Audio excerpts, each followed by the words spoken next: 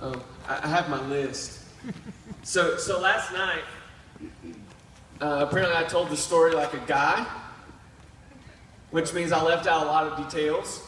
So today, I'm going to tell the story like a girl, because my wife made sure that I had all of the details that I missed last night, so that you guys don't miss out on anything.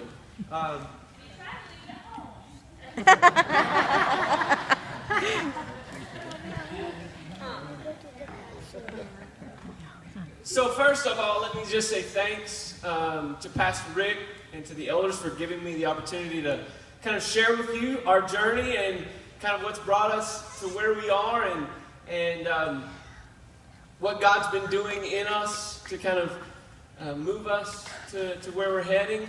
And so before we dive completely into that, though, I just want to say what an honor and a privilege and a joy that it has been for the past 4 years to be part of the staff here at New Life, to be your worship pastor. You know, as I look back on it, it's interesting. This is not the job I was hired for, but God had a plan, and so here we are today, and it's been amazing. I want to say thank you. Well, just, you know, not only to Pastor Rick and the elders, but to all of the team, all of you who are currently on the team or have been involved in any way in the past 4 years. It's been a tremendous honor and a tremendous joy for me to be a part of the family here. And as we move forward, I want you to know that we still think of you as our family. This has not been an easy thing for us. You know, in fact, if you had asked me, technology doesn't want to work. There it goes. Look at that. Now I have my notes. If you'd asked me 6 months ago, even if we were ever going to leave New Life, my answer would have been an emphatic no. In fact, Jennifer and I have had more than one conversation where we talked about how that we wanted our children to graduate high school here, and we wanted this to be where we were, and to watch what God continued to do at New Life, and how the church continued to grow, and how things continued to evolve. And you know, I would talk about and dream about how my role would change as my hair color changed. And by the way, we've been through a lot of hairstyles together. I appreciate your patience. So, but you know, just I don't know if maybe I should be thinking through these things, but this is kind of my thought process sometimes. You know, that being on stage and playing guitar is somewhat a young man's game. And although I think I look fairly young, I don't always feel so young anymore. You know, and so I talk about, you know, how my role maybe would transition into more of a mentoring role, and that I would be able to invest in other leaders who are coming up, and you know, and making plans to not be on the stage maybe as much, but be behind the scenes and doing different things. And I would dream through all of that, and we talked about all of that, and so just to say all of that, to say that we love New Life, and this is home for us, and we wanted to be here for a long time. But then some pretty crazy things began to happen.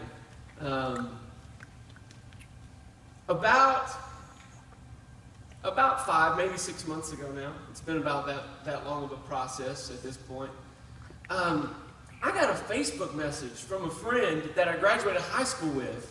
The only time I've seen him since high school was the 10-year class reunion. And so that was 21 years ago. And so that's the only time I've seen him since high school. He happens to be a missionary in Thailand now. But he sent me a message on Facebook just out of the blue and said, "Hey Todd, I had a dream about you last night." And so in his dream, I was teaching a seminary class, he said, and he was in my class.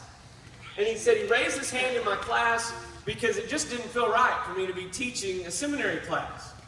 And he said he raised his hand in my class and said, Todd, I don't know why I'm supposed to tell you this, but I really feel like I need to tell you to be true to who you are and to be who God's called you to be. And he said, when I woke up this morning, I felt really strongly that I was really supposed to tell you that. And so I was like, okay. God, I feel like I am being who you created me to be, and I'm doing what you called me to do. So I don't really know maybe what this might be all about. But God, I'm open to whatever it is you might be saying. If this is really you and not him eating bad pizza last night, then I'm open to that, you know. And so I told Jennifer about it, and I shared it with a couple of other people, and it's like I don't know what to do with that, you know. And so I just kind of filed it away, and made it a matter of prayer. Like, okay, God, if you're trying to speak, if you're trying to tell me something, then I'm open to hearing it, whatever it might be. And so about a month later, I had the exact same thing happen again. A guy that I graduated from college with, who I, again, had not seen since graduating, sends me a message on Facebook and says, I had a dream about you last night.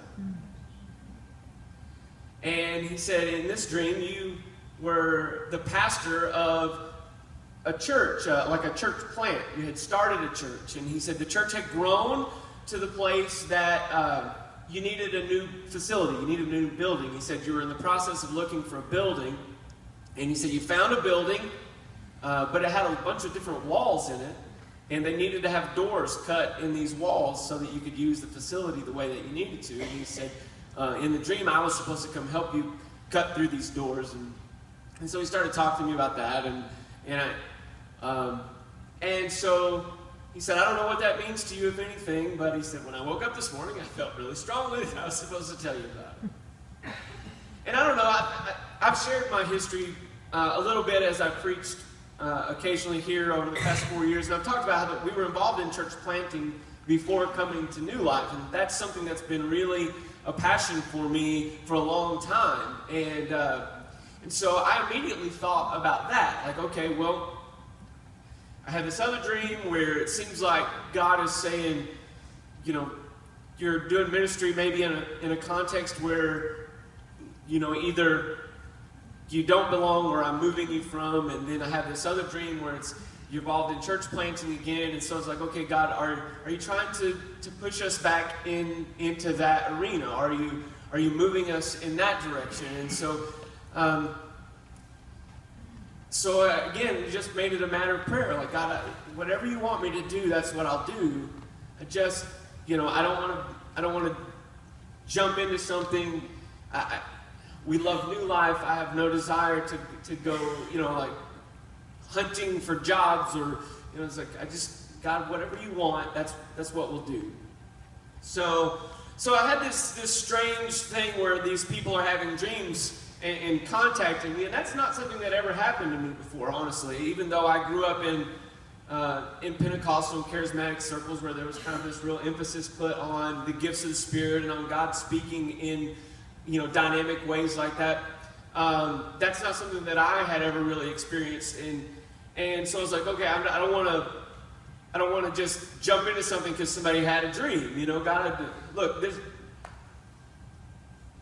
I want to be responsible. I want to handle this properly, and I want it to line up with what you want, and I want it to line up with your word, and just all of those things. It's like take it with a grain of salt, I guess. Maybe that's me doubting, but whatever. So anyway, so one dream, a month later, another dream. A week after the second friend contacted me, I got a message on Facebook from a guy that I did not know. First, I got a friend request. And I was like, I don't know this guy. What is this all about? And so I looked. We had 4 or 5 mutual friends. And so I looked at our mutual friends, and I was like, oh, okay, so he knows this guy, and he knows this guy. Maybe I met him in college, and I just don't remember him. I'll accept his friend request. So I accepted the friend request, And about 2 days after accepting his friend request, I get a message in my inbox. It says, "Hi, my name is Mel. You don't know me, but I pastor a church in Pennsylvania." And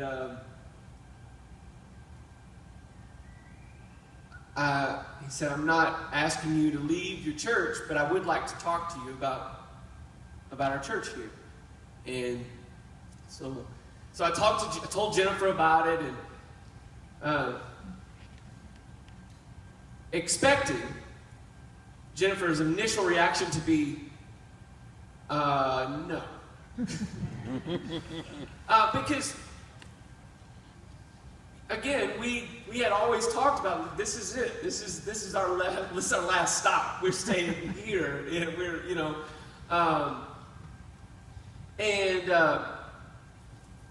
so I told Jennifer about it, and her initial reaction was the opposite of what I thought it would be. She was like, "Wow, that sounds pretty cool. You should." And so then I'm like, "Wait, that's not what you're supposed to say. You're supposed to tell me, yeah, no, this, leave that guy alone. In fact, unfriend him." So, but that was not her reaction at all. And so I was like, okay, I think I need to at least be open to having this conversation. There's